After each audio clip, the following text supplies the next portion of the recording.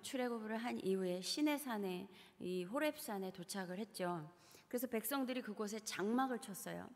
그리고 모세는 산으로 올라가서 하나님께 갔습니다. 그랬더니 하나님께서 모세를 부르셔서 뭐라고 말씀을 하셨냐면, 내가 애굽 사람에게 어떻게 행하였음과 내가 어떻게 독수리 날개로 너희를 업어 내게로 인도하였음을 너희가 보았느니라.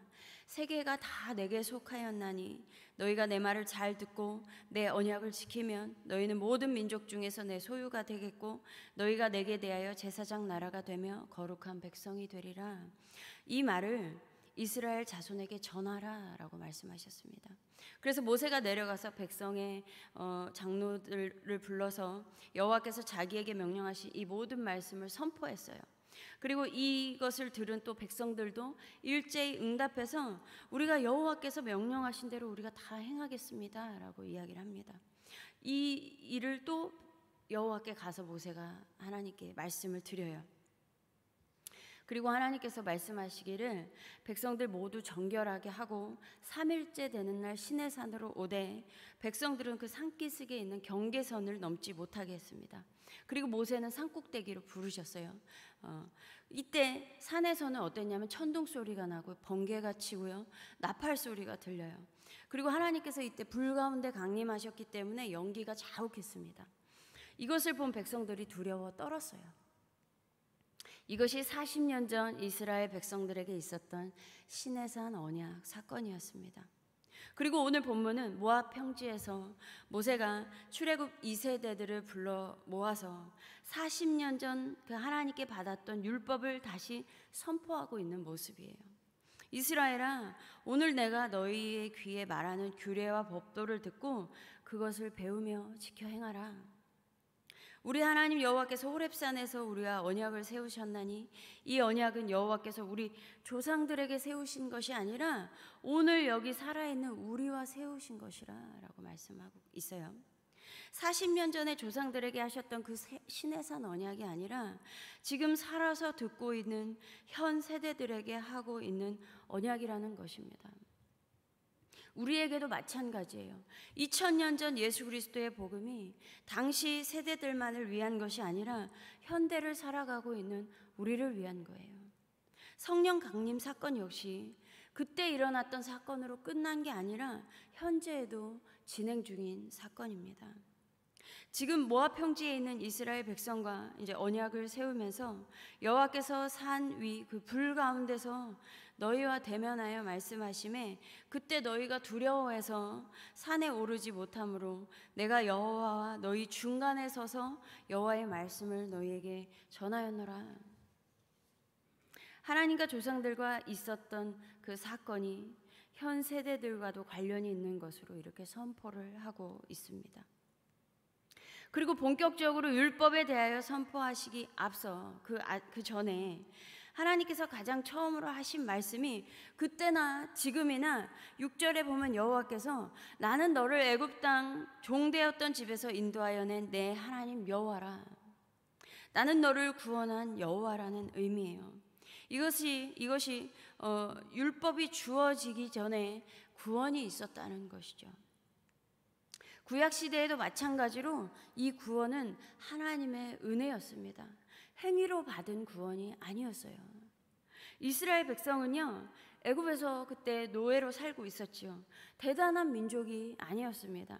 신명기 7장 7절에 여호와께서 너희를 기뻐하시고 너희를 택하심은 너희가 다른 민족보다 수요가 많기 때문이 아니니라. 너희는 오히려 모든 민족 중에 가장 적으니라. 수요가 많은 것도 아니고 그 노예로서 절망과 고통 속에서 부르짖고 있던 사람들이었어요. 하나님께서 그 부르짖음을 들으시고 출애굽 지도자를 세우셨는데 그 지도자로 세운 사람도요, 말도 제대로 할 줄 모르는 시골 양치기 모세를 데려다가 지도자로 세우셔서 그 당시 강대국인 애굽의 바로 왕 앞에 세우신 거예요. 이 당시 모세도요, 이스라엘 백성도요, 인간으로 볼 때는요, 스스로 구원할 수 없는 아무 능력도 없는 사람들이었습니다. 그런데 하나님께서 계획하시고 모든 과정 가운데 개입하셔서 이스라엘 백성을 친히 애굽에서 이끌어내셨어요. 모세가 처음부터 훌륭한 지도자였기 때문도 아니었고요. 이스라엘 백성이 뛰어난 군사력을 갖추고 있었기 때문도 아니었습니다. 오직 전적인 하나님의 능력과 은혜였어요. 이들의 행위가 아니었습니다. 이들의 뛰어난 그 능력이 아니었어요. 오직 하나님의 능력이었습니다. 하나님께서 독수리 날개로 이스라엘 백성을 업어 구원해 내셨습니다. 그리고 이들에게 율법이 주어졌어요. 그 이후에 구원 이후에 율법이 주어진 것입니다. 이들은 애굽의 노예였죠. 그래서 애굽의 법의 보호를 받지 못했어요. 노예는 원래 법의 보호를 받지 못합니다. 그러나 하나님은요, 이들을 구출해 내셔서 나의 백성이다 라고 하시면서 법을 세우신 거예요. 여러분, 엄청나게 발전한 이 시대에도요, 법의 보호를 받지 못하는 사람들이 있습니다. 무국적자들이에요. 이 현재 전 세계 인구 중에 무국적자가 약 1,100만 명에서 1,500만 명으로 추정하고 있어요. 이들은 나라가 없죠. 그래서요, 어느 나라 법에도 해당이 되지 않는 거예요. 굉장히 자유로울 것 같잖아요, 법이 없으면. 그러나 그렇지가 않습니다. 법이 없기 때문에 정체성도 없고요. 나라가 없기 때문에 정체성도 없고 직업과 교육의 기회도 누릴 수가 없는 거예요. 떠돌아다니기 때문에. 나라가 없어서 계속 떠도는 거예요.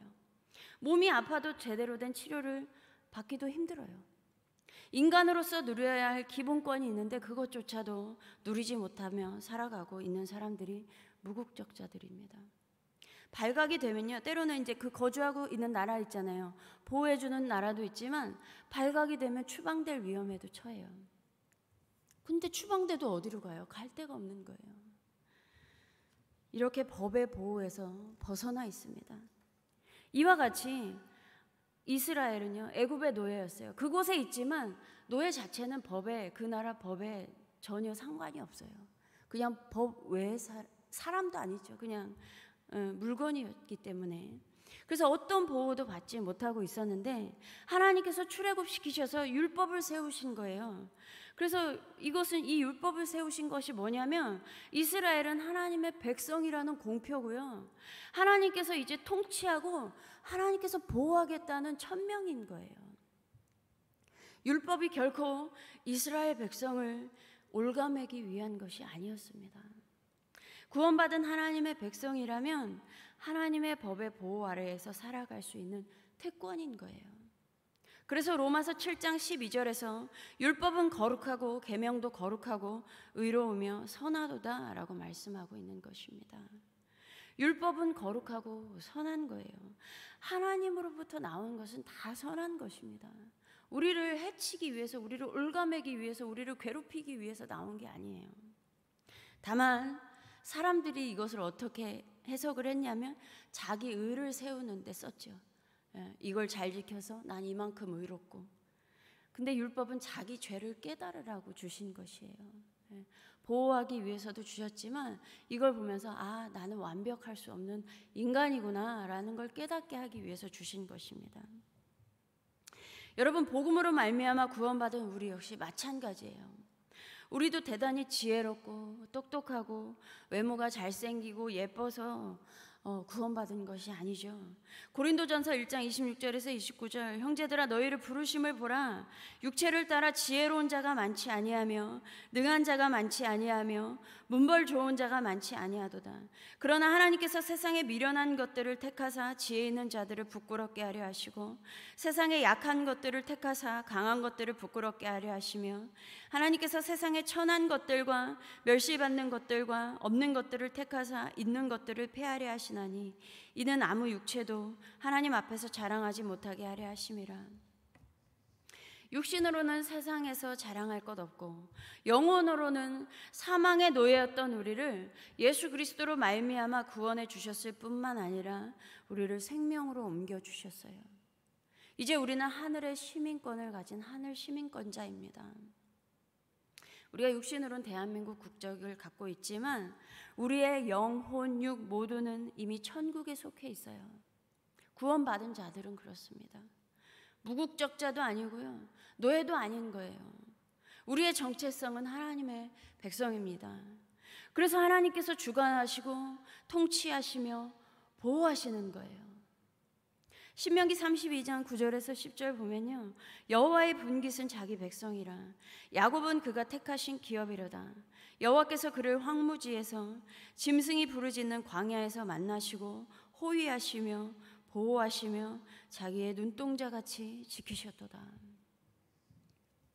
여러분, 하나님의 기업, 하나님의 몫은요 자기 백성이래요.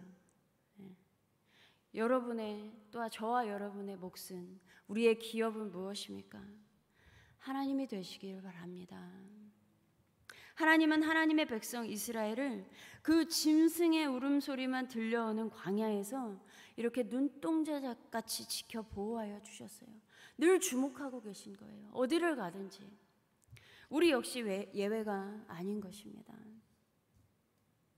하나님은 오늘도 우리에게 말씀하고 계세요. 내가 죄의 종, 그 사망의 그 권세 아래에서 살고 있던 너를 예수 그리스도 안에서 구원해내었다. 사망에서 생명으로 옮겼다. 너는 나의 백성이다. 이렇게 말씀하고 계십니다. 그리고 지금으로부터 약 3,500년 전 이스라엘을 출애굽시키신 여호와 하나님께서는요, 지금도 변함없이 우리의 하나님이십니다. 뿐만 아니라 우리에게도 성경이라는 이 하나님의 말씀을 주셨어요. 이제 말씀하시는 하나님의 통치 아래에서 살아가게 된 거예요. 하나님의 말씀이 우리를 보호해 주실 것입니다. 오늘도 우리를 눈동자같이 지키시는 하나님과 동행하며 하나님의 말씀 안에서 보호받고 인도함을 받으며 은혜와 평강이 충만하기를 소망합니다. 기도하겠습니다. 하나님 감사합니다. 하나님, 이 세상 가운데에서 사망의 노예로 허덕이던 우리를 예수 그리스도 그 구원자를 이 땅 가운데 보내셔서 우리에게 그 복음을 듣게 하시고, 어떻게 우리가 그 듣는 귀가 열렸는지 하나님께서 그 듣는 길을 열어주시고 깨닫는 마음을 허락하시고 아버지께로 인도하여 주셔서 우리가 구원을 받았습니다. 이제 하나님의 백성이 되었습니다.